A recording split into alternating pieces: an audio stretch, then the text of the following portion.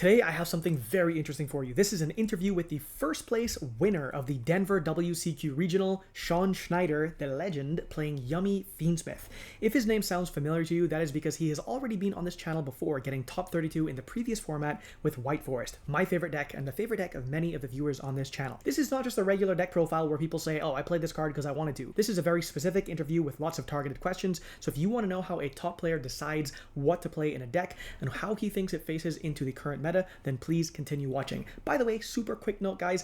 I did not put ads on my YouTube because I think it is very cringe, but I do have a buy me a coffee link in the description below. If you want to support me, then you can buy me a coffee, and all of that will go into the channel for some cool ideas I have coming up. Or if you don't, then don't. But you can subscribe and like the video. Okay, guys, thank you for watching. Now here is the interview, and then followed up by some combos that he was kind enough to share with me at the end of the video. So stick around if you want to see all of that. I want to talk about why you chose to play Yummy to begin with and why Fiendsmith, because obviously there are a few different variants going around, and I think Pure was also quite popular. Is that based on a certain kind of meta call, or why did you choose to play this deck to begin with? So I chose to play Yummy in specific. One, because it's kind of new.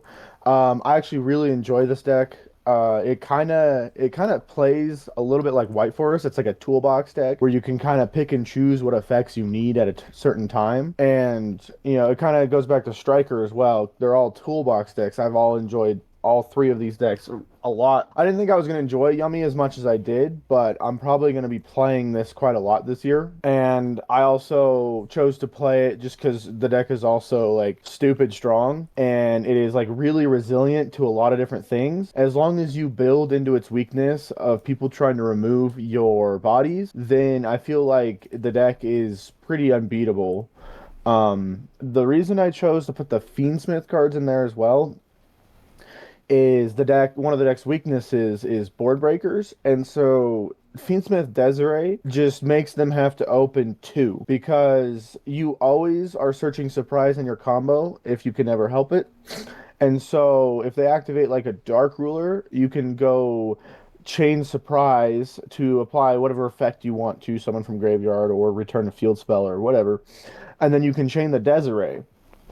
And so that was helpful. Also, Caesar is really good against Vanquish Soul. And so it just seemed like a good engine to pick between what I needed for that situation. It's also really good in the grind. Like, I had a match where I lost my field spell. I had, like, no Yummy names left in deck. I had, like, three of the names left in my hand. This was actually against White Forest, round six, I believe. And this was game two. I was, like, nearly out of resources, but the Fiendsmith cards were just keeping me going. It's another removal option for going second. And if you do lose your field spell, I only lost my field spell I think twice for the event. But if you do lose your field spell, you're not like stuck with no attackers. Like the Fiendsmith cards help you remove and attack and all that.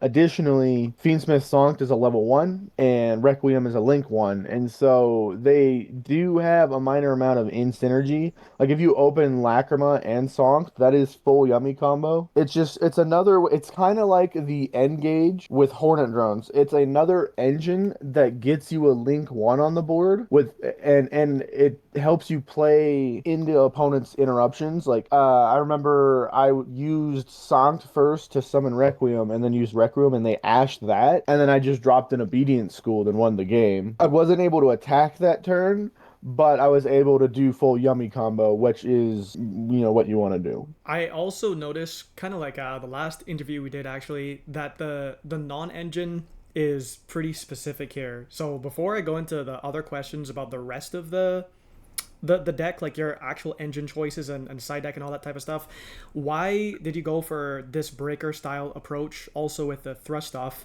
And in particular, I'm thinking about the fact that there are no Charmies in the main, which is something that we've obviously seen for a long time. So what's the thought process on all that?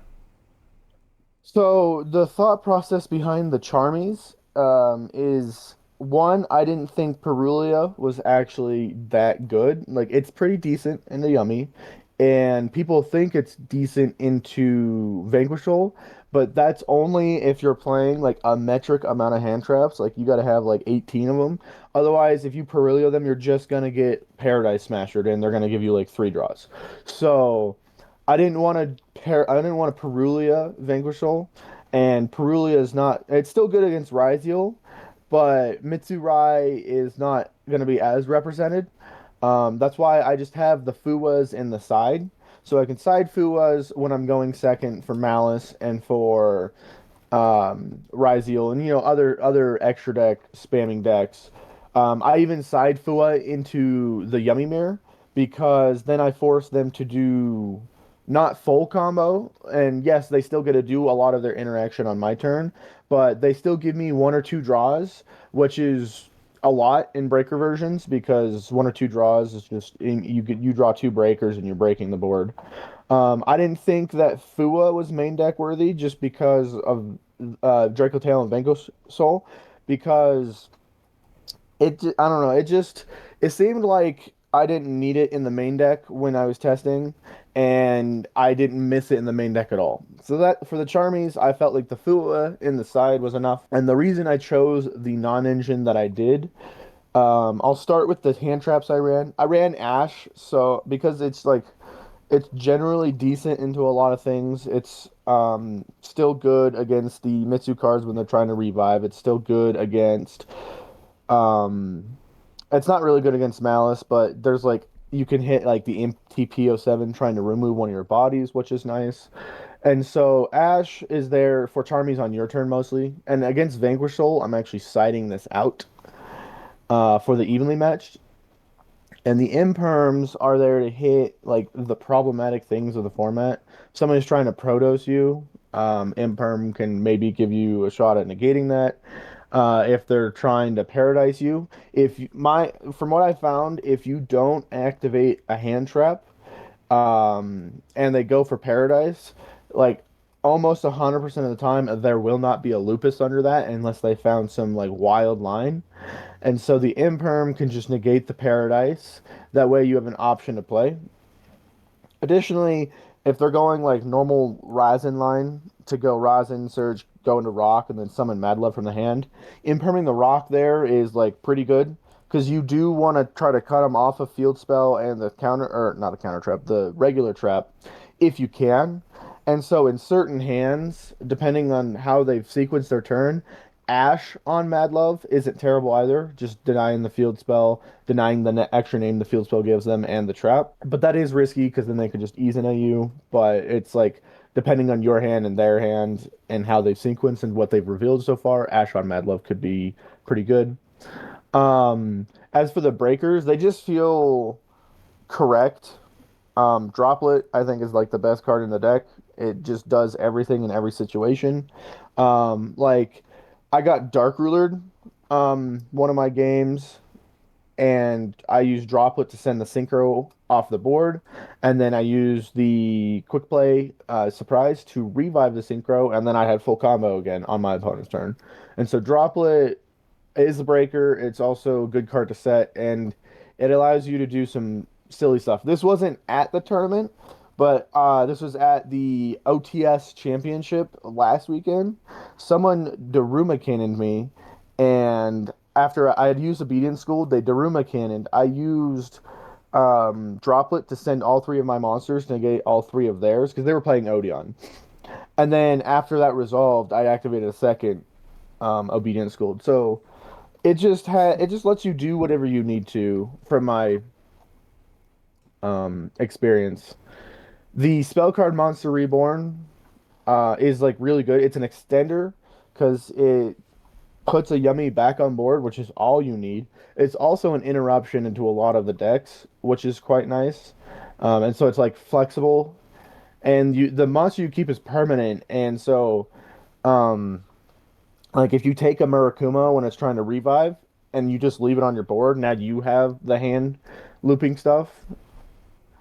The thrust package feels really good, especially since I'm opting to allow them to trigger Izna in this list.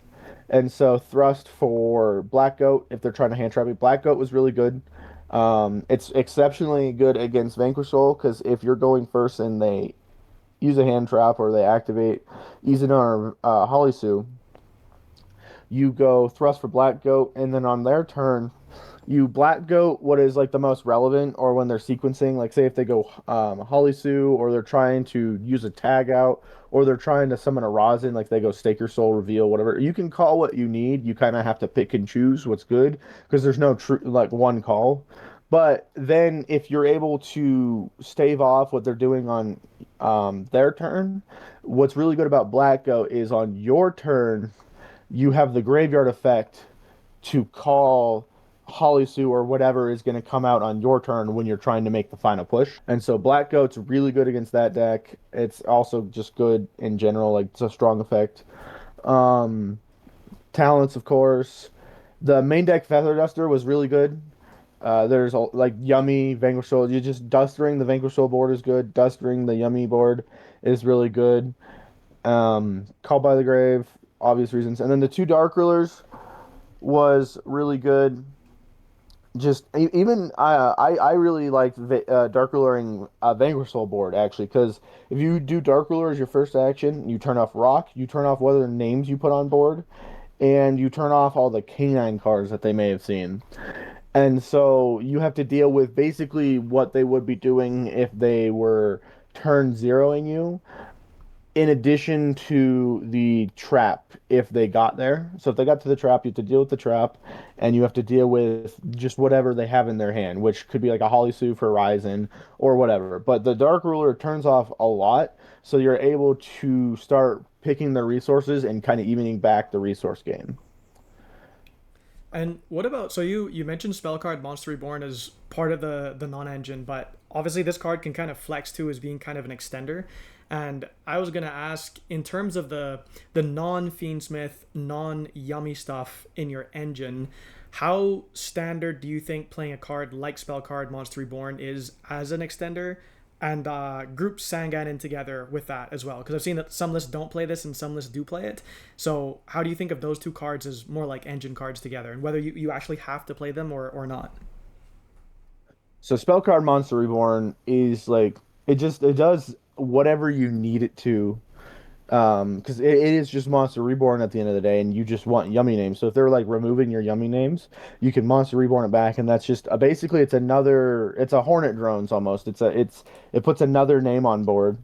But when you're using it as non-engine, when you're going second into Raiziel Mitsu, you can use it to take the detonator out of the graveyard if they have it attached with a Eclipse Twins.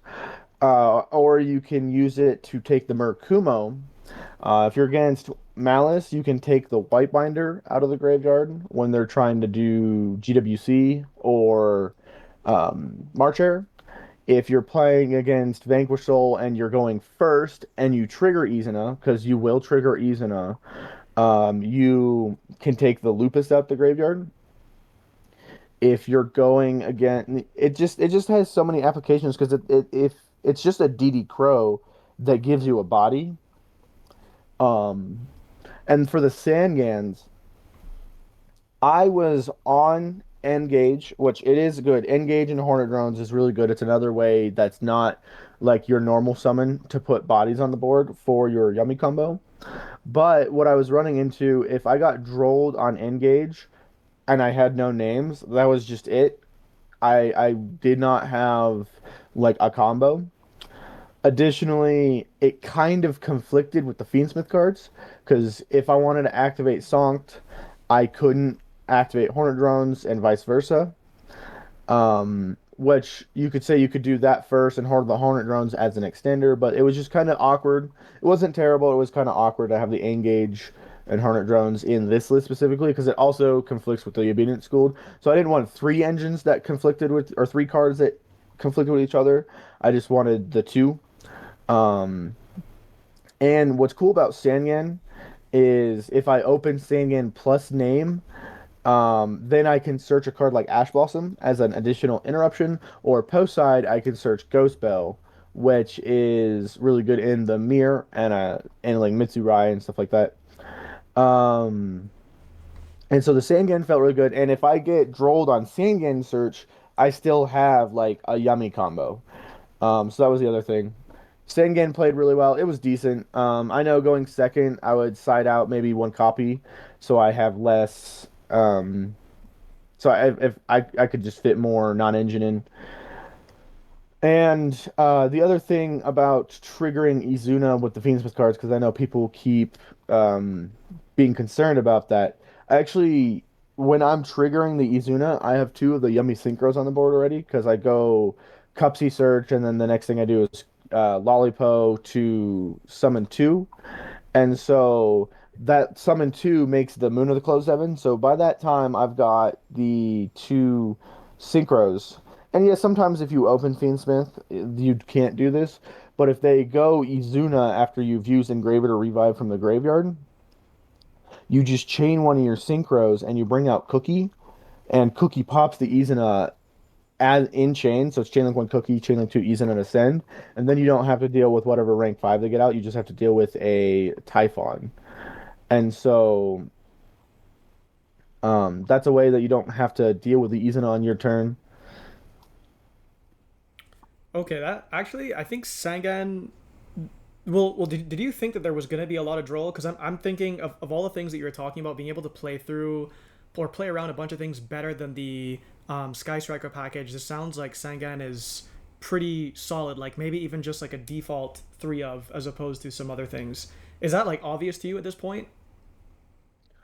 Um, I'm not sure yet. The Sangan was good. It felt good, and it does help you play around certain things, and it lets you search hand traps.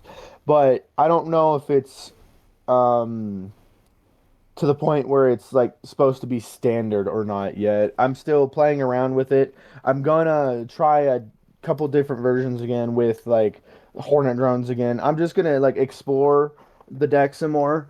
Um, the Sangan is definitely a really solid option though. Okay. And then, so some other choices you've made with ratios is there's two surprise and they're two snatchy.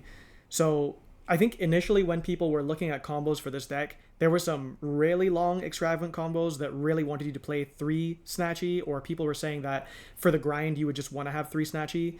And then I also saw that some people were arguing between one, two, and three surprise. What do you think about the number of surprises in a deck or the number of snatchies? So I'll start on Surprise. I think Surprise is like the best engine card in your deck. This card is nuts. Um, I mean, I'm in almost every single list I'm going to be playing three. The reason there's two here is because of the two spell card Monster Reborn. So they're kind of doubles as copies three and four of Surprise.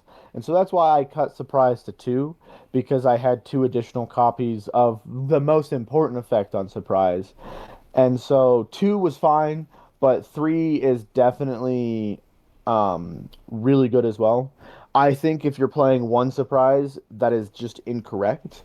The card is way too good, and the deck has issues with people removing their bodies. And this is another one of your cards that helps you like put bodies back on board. It helps you break boards. Like if you go Obedience School, use surprise first effect, you're like so far ahead.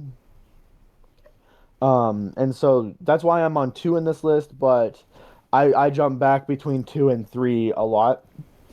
As far as the two Snatchy, this version at the very least, I mean maybe Pure needs three, but this version at least only needs two, and I never missed the third. Even when I had that like really long grind game where all my names were gone and my two Snatchies were in the graveyard, the field spells can recycle unless they remove one of them.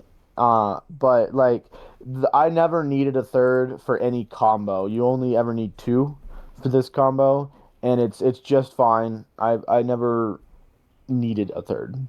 Okay, and then what about Onari? Is that how often did that card come up? Like, did you think that was necessary? I think this card's really, really good for the deck. Yes. I've set back Spellcard Monster Reborn. I've set back Call by the Grave. I've set back Droplet as like the non-engine setbacks that are really nice. But it is your third copy, or if you're running three, your fourth copy of Surprise in like a grind game. It allows you to kind of extend your combos as well. Because people like to attack the field spell.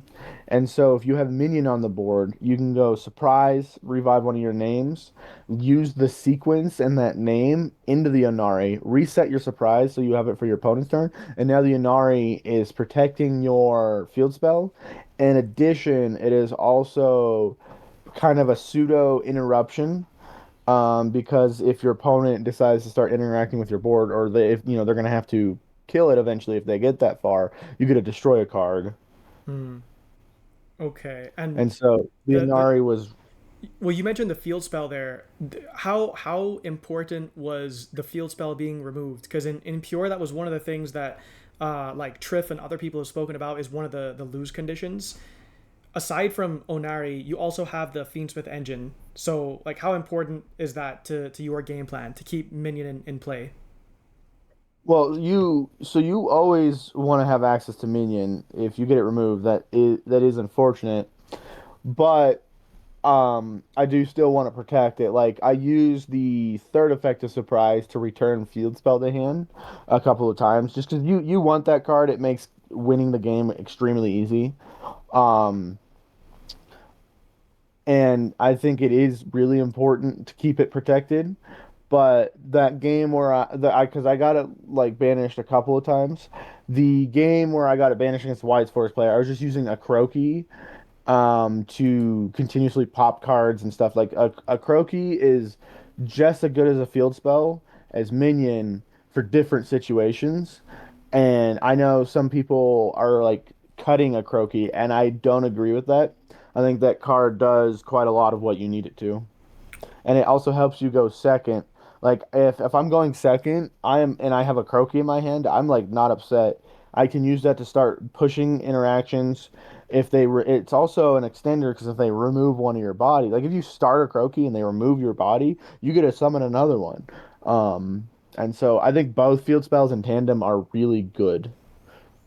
Okay, so then I want to ask you a question about your side deck, and then we'll wrap up where I'll ask you about like final thoughts and stuff like that. So, to preface this, like you have Bell in the side deck, and then a bunch of other stuff. We've seen aside from that there used to be a lot of Charmies and Droll in the main deck in the previous format. That a lot of people were saying that low impact hand traps don't really do that much, and you already explained your choices with the non-engine in the main deck, like the breaker stuff and Ashen and permanence. But why Bell specifically?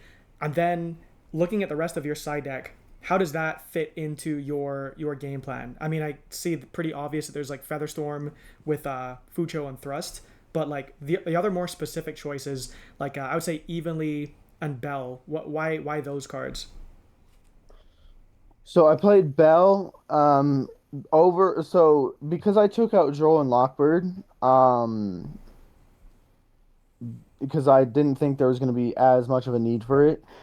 Bell covers the Yummy matchup. I think it's the best and really the only effective hand trap against Yummy, unless you're pairing two or three hand traps. Because on your turn, hitting one of the synchro tagouts effects is really strong. And some boards are ending on only like one synchro. And so in that instance, it's even better. Um, but it additionally also covers Mitsurai because I can prevent the Murakumo from coming back on my turn, which is pretty big. And it's also it plays well into a handful of other things. But the main thing is it was for the Yummy Mirror because I expected a lot of yummies.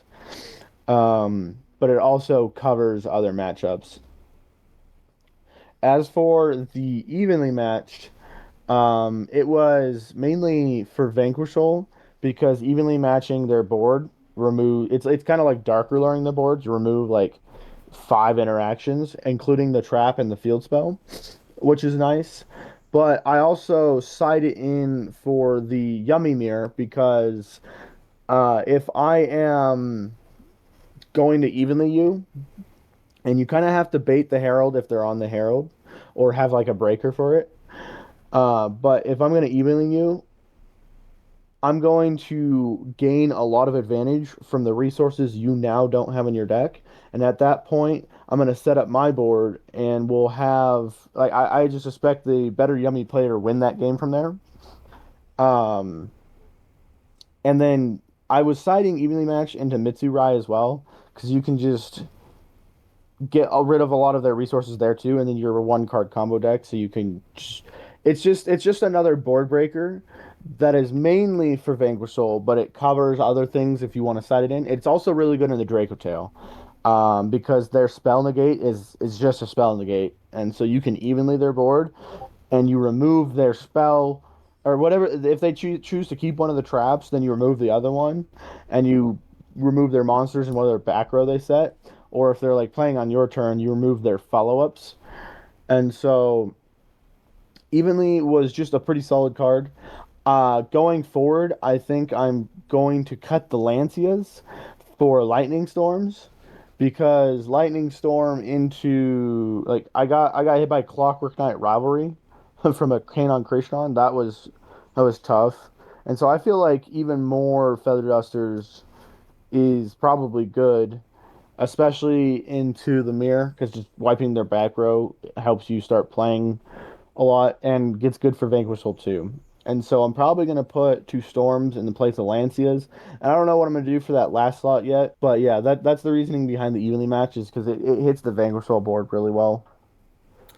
Okay, and then my final question is, generally speaking, like looking back on your experience at the event, what do you think contributed most to your placement? And are there any changes aside from what you said with the Lancias to Lightning Storms that you would make? I would probably maybe, I mean, I've been bouncing back and forth between Featherstorm and Gravity Collapse.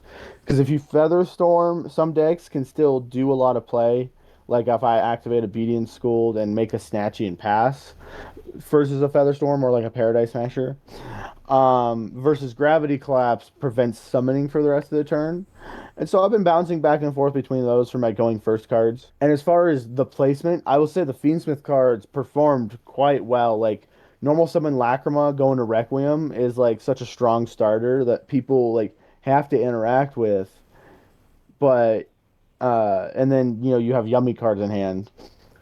And so the I will say the Fiendsmith deck really kind of was a contributing factor in a lot of games, like either ending on Caesar or Desiree for board breakers, or just playing through interactions.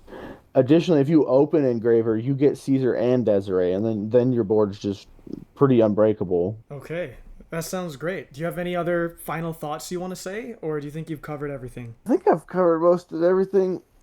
I will say that Yummy is probably, I don't know, it's like either just below or just above Vanquish Soul K9. It's also a lot more consistent because Vanquish Soul K9, I don't know, I tried playing with that deck and I just didn't like it. It just seems like it's always going to be bricking or you have to open the right attributes. And like, obviously it does that, right? Because it has a million of each attribute. But it's just, sometimes you're just not going to have the cards and you're going to lose because of it. Whereas Yummy is just consistent. You have 15 one card starters and 12 of them don't lock you, so you can do your Fiendsmith combo. Because Sangan is full combo too, which is cool. And I do think that Yummy, as it gets explored and people learn and choose the proper text, will continue to be almost the best deck. Especially once we get a ban list, which we're all waiting for to see what that does. But I think Yummy is probably quite the strong deck, especially once we get Marshmallow. The deck gets even stronger So you because don't that think card it could be solves like all Malice the problems. where people thought this was going to be the best deck and then people just over prepared for it or had silver bullets and then it turned out to not be as good as people thought? You don't think that Yummy could suffer something like that? So Malice has a silver bullet. Yummy doesn't. Board breakers are good against the deck, but I've been dustered and Rageki'd, and they still lost the game because Desiree negated one of them. That was nice, but like even I don't know. The breakers are good, and that's what I guess the closest I would say to a silver bullet. But it's not like someone's gonna hit me with a Lancia and my turn's just done. I think the Lancia difference for Malice is like the whole reason it didn't do as well. Perfect. Well, thank you for the interview. That was pretty good. I think we got a lot of all the information that I wanted to get into it. Congratulations again on the event, and thank you. Thank you. So now for the combos, we have two combos that Sean has been kind enough to share with me. The first one is with Sangan only, and the second one is with Sangan / a blank Yummy, and also if you draw the Fiendsmith stuff at the same time. So this first one, this is just a Sangan combo. So here he goes, summon Sangan, turn Sangan into Almirage, and then we can use Sangan's effect. So this is the one where if it's sent from the field to the graveyard, you can add a monster with 1500 or less attack from your deck to your hand, but you cannot activate cards or the effects of cards with that name for the rest of this turn. And you can only use this effect of Sangan once per turn. By the way, Almirage is still played in certain other versions of the deck, because if you are playing a bunch of hand traps, you may still have a normal summoned monster with 1000 or less attack, and that may be a way to get to a Link 1, which allows you to special summon a Yummy through their inherent summon and be able to play from there. So that's just FYI. So anyhow, here we're going to get the Lollipop, and now we can use the Lollipop's inherent summon, because even though we can't use the effects, the inherent summon is not an activated effect, it's just an inherent summon, so we can still do that, no problem. So now he chooses to go into the the Cupsy Synchro, and Cupsy is going to search for Cookie and Cupsy. So, and then we have to discard a card, so we discard a blank. Now here we summon the Cookie, and we can turn that into Snatchy, because that's just a Link 1. Snatchy places the minion, as you normally would in most of the combos. Now we can bring out the Cupsy, and the Cupsy can search, so the Cupsy will usually get the Yummy Surprise, almost always get the Yummy Surprise. Now you can turn the Cupsy and the Snatchy into the Lollipop Synchro, and so now that can bring out two, but their effects are negated, so we bring out the Lollipop and the Cookie. And now we can turn those into, so straight into the Closed Heaven, which now goes into Requiem, which brings out the Lacrima, and Lacrima will dump the Engraver. And let's see. Okay, so shuffling back Moon to bring out the Engraver. And is he going to go into sequence here? So going into sequence, shuffling back all of the names to go into a Desiree.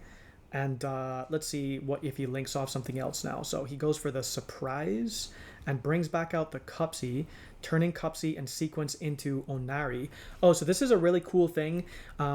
Because this card adds back Quick Plays, you can add back your Surprise. And the cool thing about being able to add back Surprise is sometimes in your combo, when you search Surprise, you don't want to use it because you want to save it for your opponent's turn. Or if they have like something weird that you lose to, like a very late Nibiru that you don't have a response to, you can still get back a boss monster like a Synchro or something, or you're just saving it as another layer on your opponent's turn. But if you do go into the Onari after having used the Surprise, then the Onari gets to add back the Surprise. And so you're basically getting like another body for free, which also gives you protection from your field spell, because your opponent cannot target cards in the field zones with card effects. So it's not like they can just go into a Little Knight and then banish the minion. I talked about this in my intro to Yummy before and my like other Yummy videos, but it's very important that you keep access to minion, because this is one of your win conditions because of the attack boost on all your monsters. So it also makes it more efficient that the sequence doesn't just equip directly from the field to the Desiree, but it actually goes to the graveyard first because it was used as something else, and now you can equip it from the graveyard. So yeah, that's pretty cool. So the NRA gives you back the Surprise, and the sequence equips to the Desiree, and so now you have two Synchros here. And if your opponent does something like a, Dark Ruler, Droplets, whatever, then you have choices to make, because you could either do nothing and just save your Surprise if you had something useful to bring back with the Surprise, depending on like how you set up your board, or you could, do the typical thing that people do with Desiree, where you go, they do Breaker, like Dark Ruler, you go Chainlink 2 Surprise, ask for response, if none, Chainlink 3 Desiree, negate their Breaker, just like the standard stuff, and then you protect your entire board, and they would need like another big Breaker to do something, and then at that point, they're not going to be able to kill you. So that is the first combo with just the Sangan. So now for the second combo, this one is if you draw a Sangan or a blank Yummy name, so that's going to be Cookie for this example, and then also access to the Fiendsmith engine. So these are the two cards that we're playing with, the Cookie in this case and the Fiendsmith Engraver. So here the Engraver goes for the Sanct, which obviously you're doing first because you have to control no face-up monsters, or the only face-up monsters you control are Light Fiend monsters. So obviously if you're playing Sanct, then you're starting with Sanct. And also obviously if you are worried about Droll, you would not be playing the Tract into Lurie stuff, you're just going to be playing the Sanct. So anyhow, Sanct goes into the token, which goes into the Requiem. And Requiem, of course, can bring out our Lacrima, which can dump another Engraver. By the way, whatever ratio of stuff you want to play in this deck, I feel like 2 Engraver as a minimum is correct, because you don't want to draw Engraver and then not have another one to dump, because some people like to play the really bare minimum engine.